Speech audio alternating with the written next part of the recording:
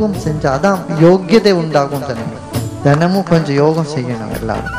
நம்ம வேணால் இங்கே ஒரு கிளாஸ் போட வைக்கலாம். உடலுக்கு நல்ல தென்பும், மனசுக்கு ஒரு தெளிவும், புத்தியில் ஒரு சூக்ஷ்மமும் தீக்ஷ்ணமும் கொண்டு தருவது தான் யோகம்.